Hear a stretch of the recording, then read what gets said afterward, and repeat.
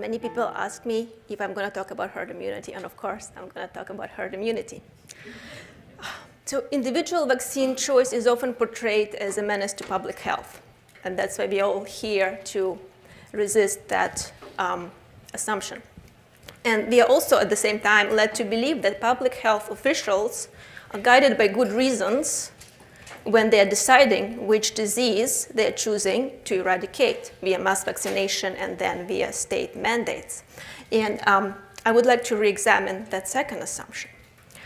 And we will do that in the form of a quiz. And I would like to give you heads up that PIC will be launching an educational project which will consist of quizzes. And this is our inaugural quiz. So let's choose the right answer here.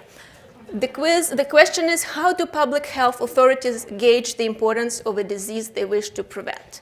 They go by, let's do the multiple choice. They go by disease mortality rates. Who agrees with that? No. Yeah, we have a chickenpox vaccine, and obviously we can rule out A. Now, but cumulative days of sickness and disability. No, like I had common cold, taken so many days out of my life, I wish it was already eradicated. Now, let's do choice C, parental concern. No. Well, parents are now most concerned about autism, and no one is doing anything about it to prevent it or eradicate it. And we have the final by vaccine availability.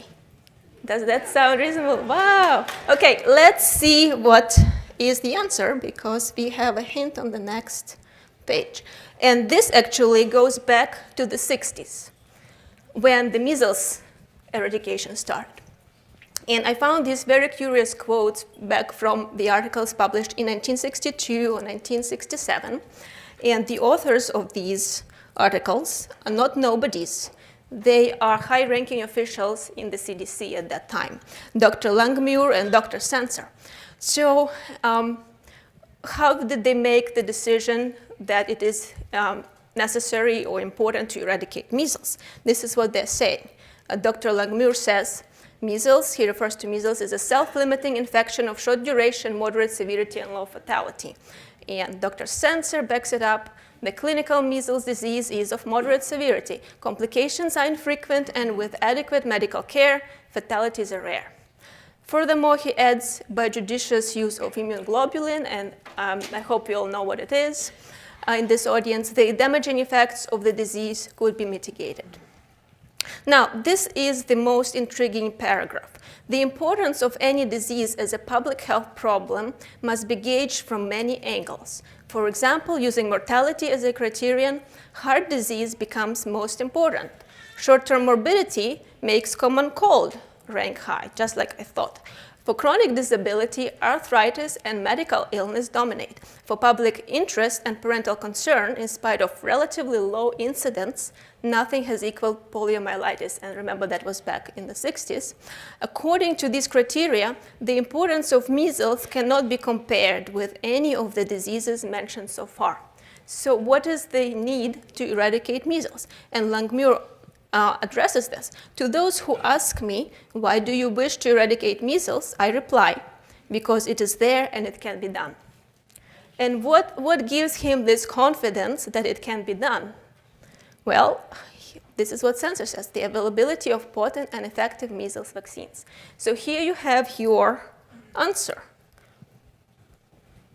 It's answer D, availability of vaccines that determines the priority for which disease to target for eradication. And in line with this kind of thinking that probably predates vaccine mandates, now we have vaccine mandates at the state level. And what are their priorities? Are they going after deadly diseases, crippling diseases such as AFM that surfaced recently in California and 34 other states? No, they don't even mention that anywhere. And instead, they go after diseases, and they're trying to implement strict and draconian measures only for diseases for which there are available vaccines. And so now we have the law, SB27. Again, I pressed something, wrong button, is everyone here? So we have a law, SB277. And if the compelling compelling interest of the state was indeed to prevent the spread of some important infections, my question is, does prevention of the spread of infections requires laws like SB 277 that exclude some non-contagious children from schools at all times, even in the absence of a specific disease outbreak, based on their vaccination status? What does this law achieve in terms of preventing the spread of infections? Now, obviously, SB 277 clashes with medical ethics. Does it also clash with our understanding of our modern, current understanding, up-to-date understanding of what vaccines can and cannot achieve? And this is what I would like to examine. So to answer, we need to answer these questions. So in order to meet a criteria for rational vaccine mandate, at least two criteria must be met. So the presumably deadly infection must be contagious and spread easily in a school setting. And second, the available vaccine must be capable of preventing not only the symptoms of disease, but also the transmission of infection. So let's examine the list of vaccines that is mandated by SB 277 to see if they even fit into these criteria. So let's start with hepatitis B, and I think that one is an easy answer. This disease is not easily transmissible in a school setting. We can cross that out. Let's go to the next one, DTaP or Tdap. Tetanus, disease is not contagious. It doesn't matter that it's deadly for the purposes of our question, whether it should be mandated or not. Those considerations should be left to personal choice to estimate risks and benefits of vaccine versus disease. However, for the purposes of vaccine mandates for school attendance, the only thing matters whether it's contagious or not. Next one, let's go to diphtheria. Well, the vaccine for diphtheria is a toxoid vaccine, and what it means is that it is directed only against the diphtheria toxin to prevent the action of diphtheria toxin, but not against the diphtheria infection. So again, we can strike this out because without preventing diphtheria infection, there is no way to prevent the spread of C. diphtheria from person to person as a carrier. Finally, pertussis. Well, we know since 2013, I believe, there was an FDA study that showed that a cellular pertussis vaccine, the one that is mandated right now, failed to prevent the transmission of Bordetella pertussis infection. So the whole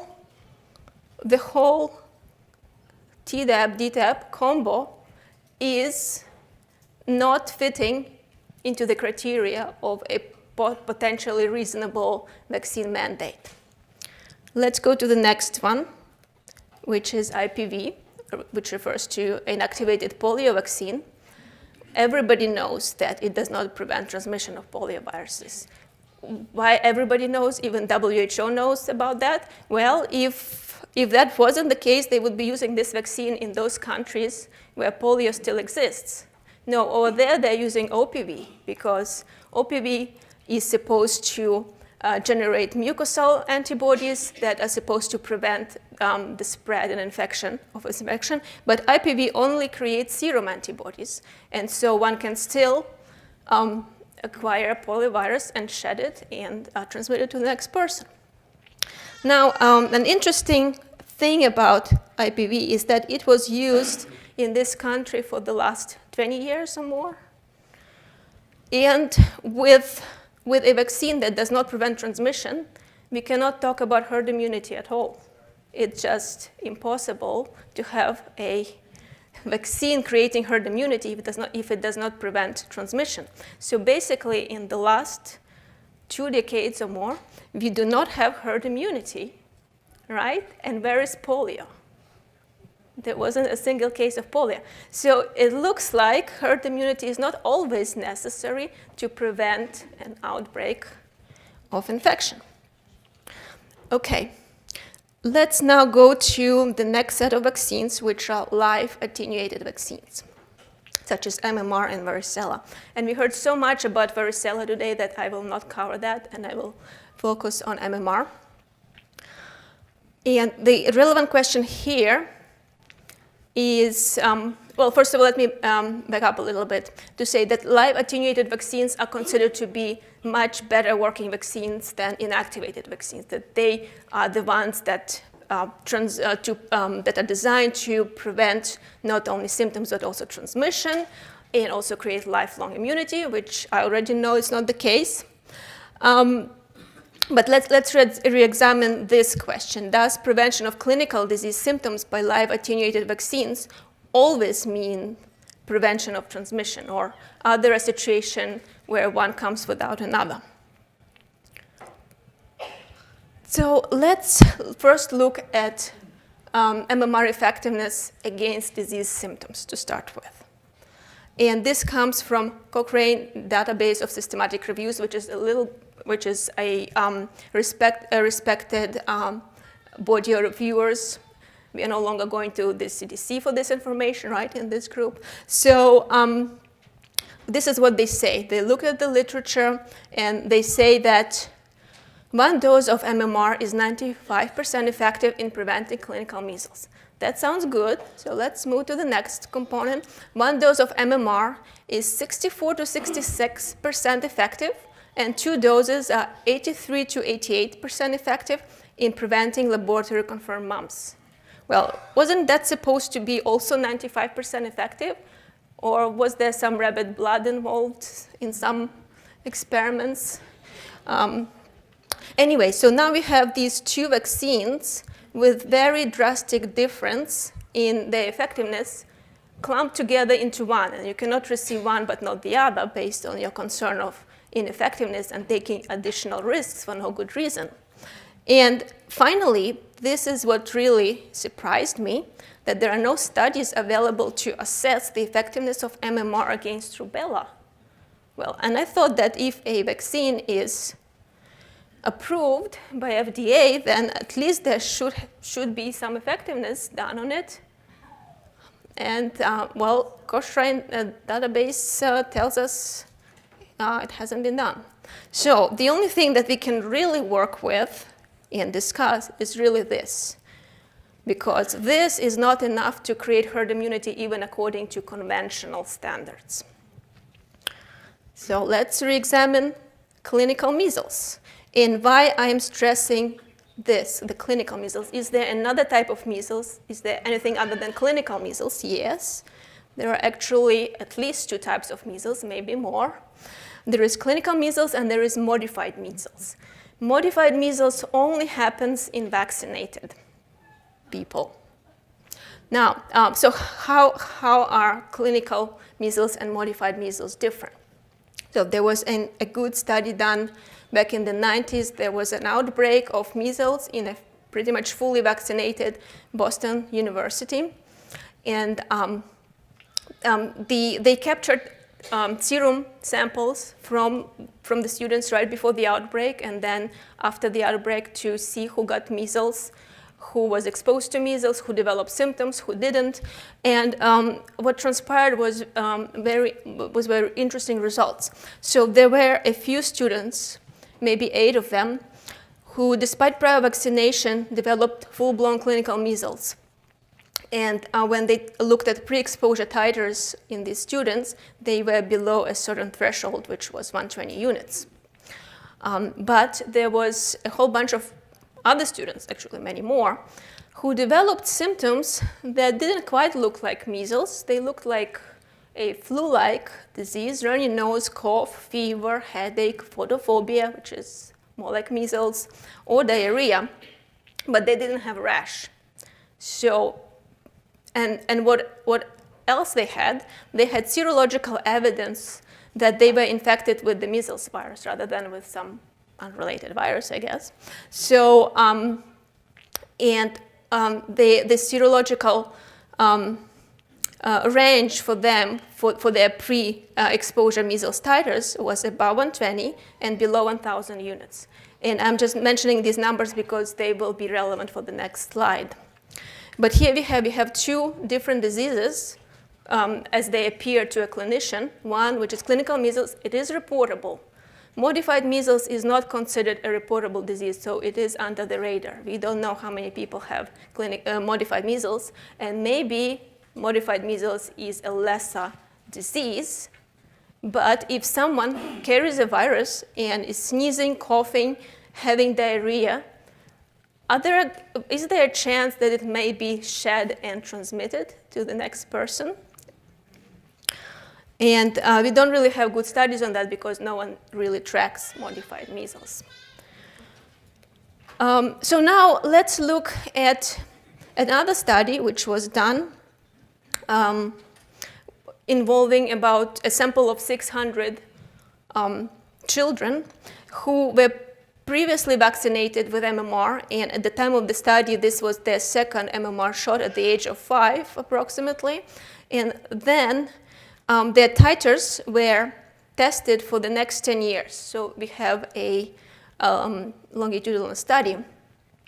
And so what this study found is that the titers spike right after this booster, as expected, but then they rapidly go down, and they continue to drop. And there are obviously different groups of children who respond. Some respond better, some respond not as good, but eventually they kind of all go down. And this is this 1,000 threshold, 1,000 units, which, as we know from the previous study, defines the susceptibility to modified measles. Now, these children, even if they get measles, they might not experience the symptoms, so nobody even know that they have measles in their system. Now, let's think about it from SB 277 perspective. Let's say this is a classroom of students. Everybody is vaccinated. This is when they're 5 years old. 2 years later, when they're 7 years old, 50% of them, because these are quartiles, so this is 25%, the next 25, the next 25, the next 25. So now already 50% of elementary students are susceptible to modified measles. And what if there is an immunocompromised person among them? Now, by the end of high school, 75% of the classroom becomes susceptible to modified measles. If there is no outbreak and there is no virus in school, it doesn't matter because there is just a susceptibility. But if there is an outbreak, this kind of situation, which is created by SB 277, creates a really false sense of security. Well, and I guess that false sense of security was always there. Okay. Now, so I would like to summarize what kind of vaccine policy we currently have. So vaccines currently mandated for school attendance are aimed at preventing diseases that are either non-contagious, such as tetanus, or do not spread easily in a school setting, such as hepatitis B, are not capable of preventing transmission of infection, that would refer to diphtheria, pertussis, and polio, have not been studied for clinical effectiveness against the disease, which is rubella, are not efficacious enough to impart the required threshold of herd immunity, which is mumps, are not durable enough to ensure long-term protection of the majority of vaccinated students from developing a modified form of the disease, such as measles, and are not utilized by some other developed countries for mass vaccination, such as chickenpox. So maybe other countries know something more than we know about chickenpox, that they're not mandating it. So if you look at it this way, you see how unreasonable this policy is. It is not grounded. It's not grounded in medical ethics. It is not grounded in understanding of what vaccines can and cannot achieve. And this law must go. Now, for whose sake are we sacrificing personal liberties in vaccination? Because there is always this big question, well, there are these children who cannot be vaccinated, the immunocompromised. And who are exactly those children who cannot be vaccinated or at least passively immunized with immunoglobulin after exposure per CDC guidelines? Are there any individuals like that? And this is straight from the CDC. Killed or inactivated vaccines do not represent a danger to immunocompromised persons and generally should be administered as recommended for healthy persons. And most of vaccines are inactivated or killed vaccines that we have on the mandated schedule. Now, with respect to live vaccines, such as MMR, they should not be administered to severely immunocompromised persons. We know why, because compromised immune system cannot handle or deal with even attenuated live viruses. But there is a solution for immunocompromised persons. IG, immunoglobulin, is indicated to prevent measles following exposure. And what is immunoglobulin? Historically, the use of immunoglobulin predated the use of vaccines. And so if someone who is either who is a susceptible segment of population that got exposed to measles, if they receive immunoglobulin rapidly after post-exposure, that prevents or ameliorates disease and saves their lives.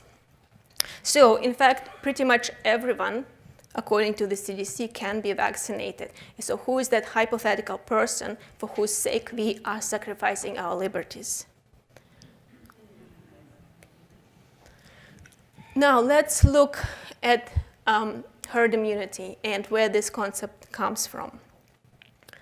And I would like to discuss how natural acquired immunity versus vaccine immunity, especially with respect to the difference in levels and duration of protective serum titers. What herd immunity looked in pre-vaccine era and what it could or could not achieve.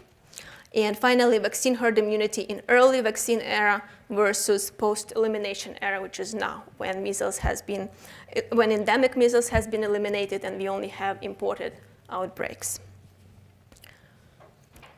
Protective titers for measles in the vaccinated versus natural immune have been tested by Japanese scientists.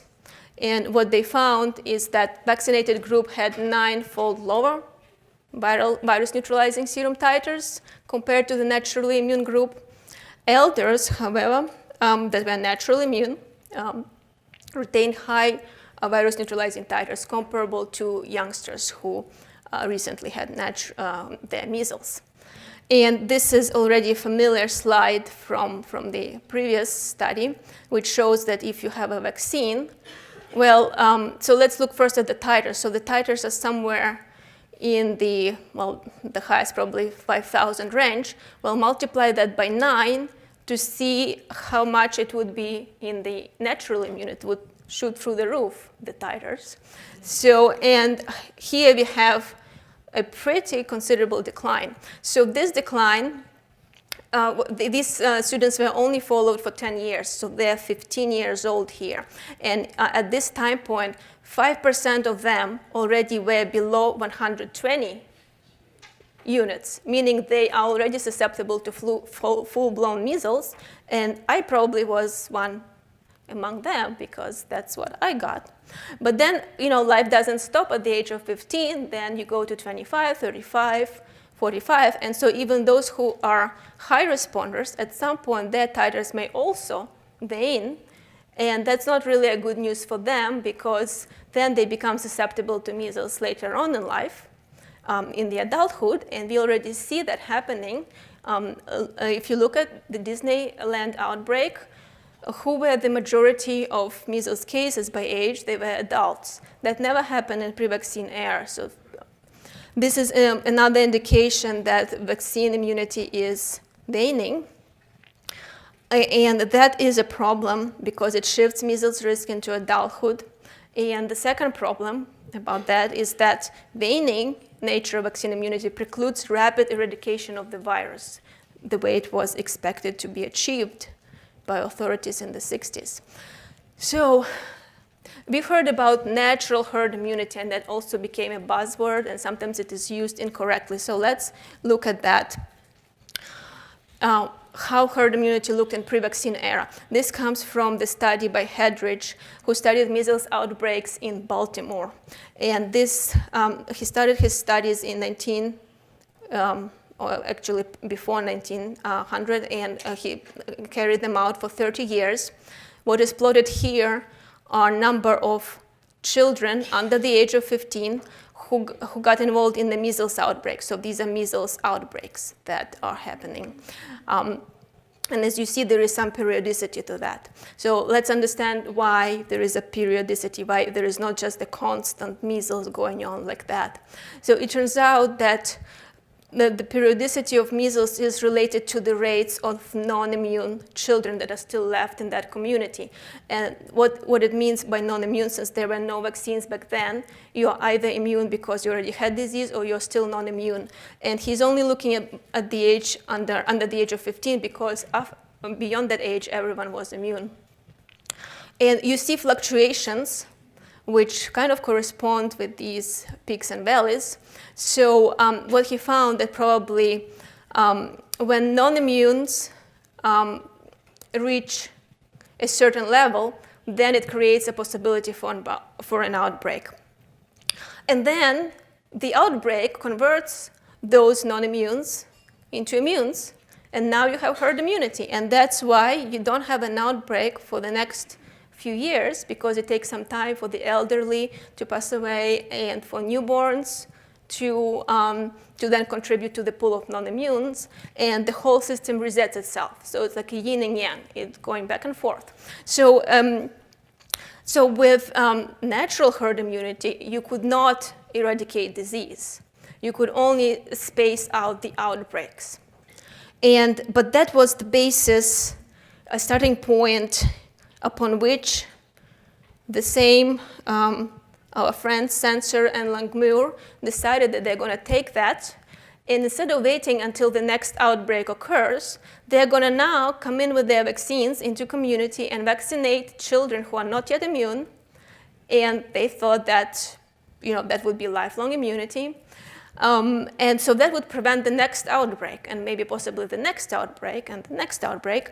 And because measles virus is a human virus, there is no other reservoir of measles virus in the world, in nature, because there would be no natural host that is still susceptible to measles infection.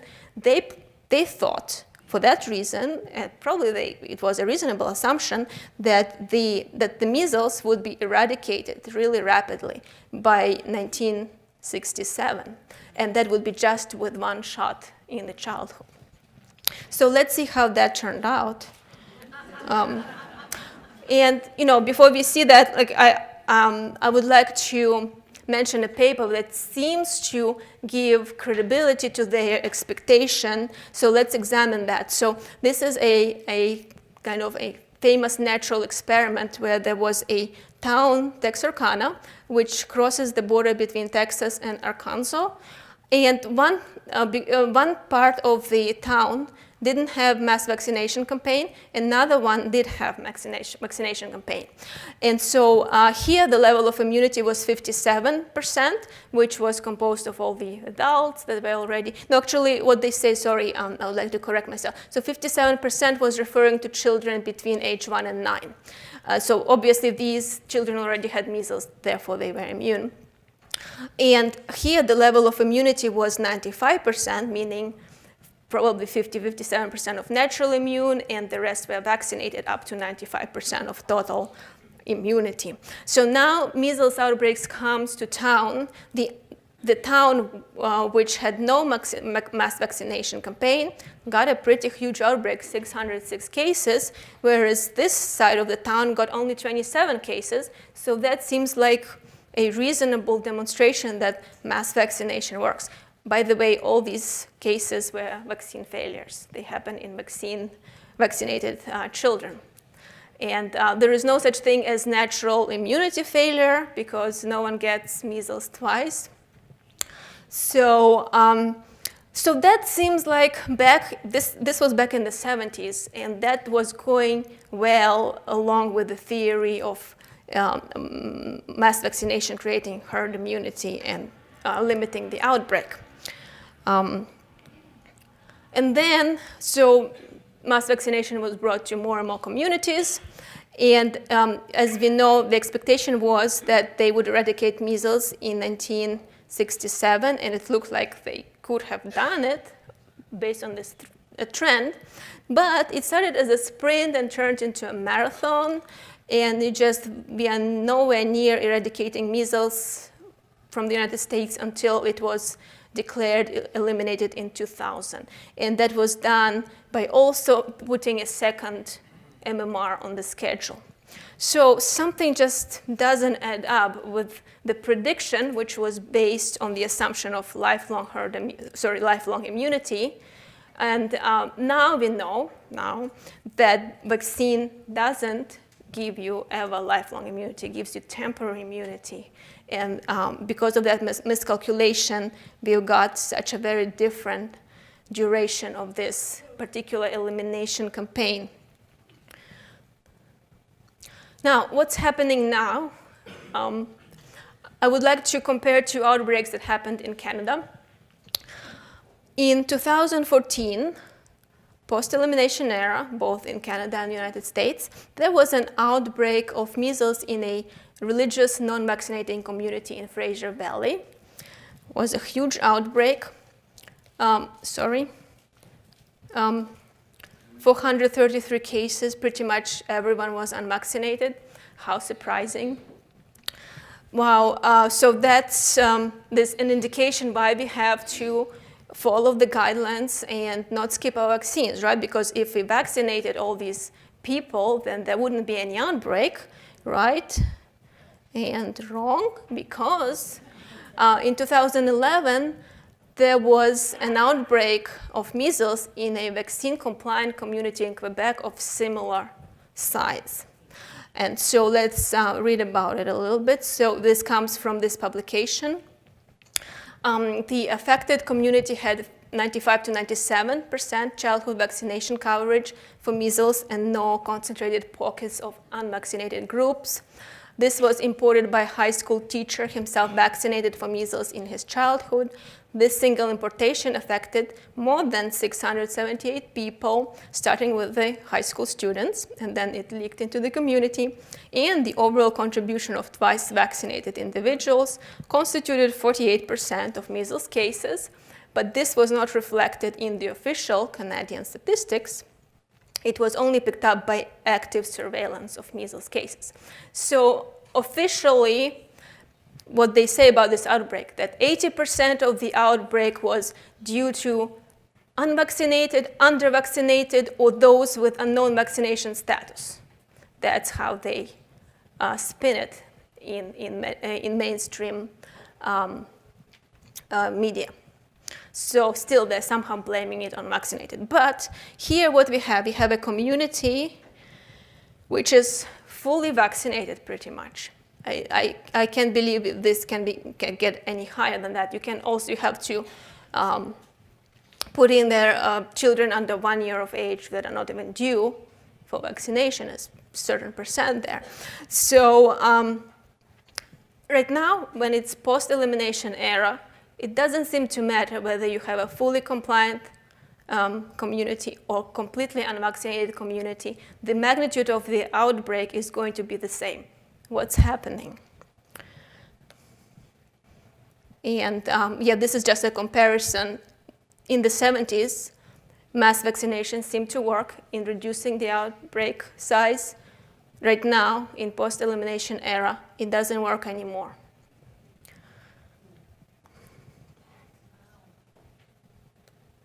Let's try to find an explanation to this.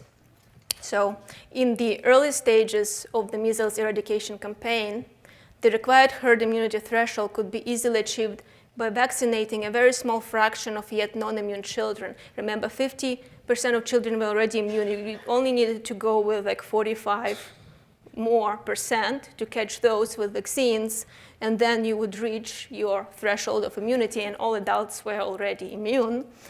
But now, the further we go away from the beginning of the vaccination campaign, we have the proportion of individuals with permanent naturally acquired immunity is being reduced. And vaccination alone cannot sustain the required herd immunity threshold because of the waning nature of vaccine immunity, and that puts everything upside down. So I would like to show you my representation of herd immunity as an iceberg. So what we had in pre-vaccine era, before an outbreak, we would have this, the bottom of the iceberg that would represent all the immune adults.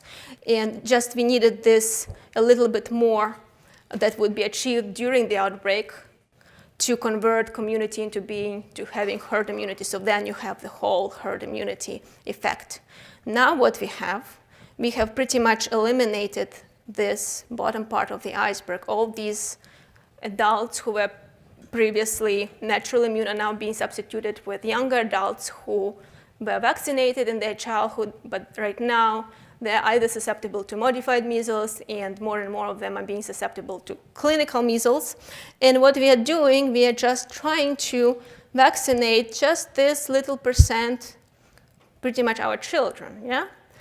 And it's like putting fake snow on top of the ocean and pretending that there is an iceberg below.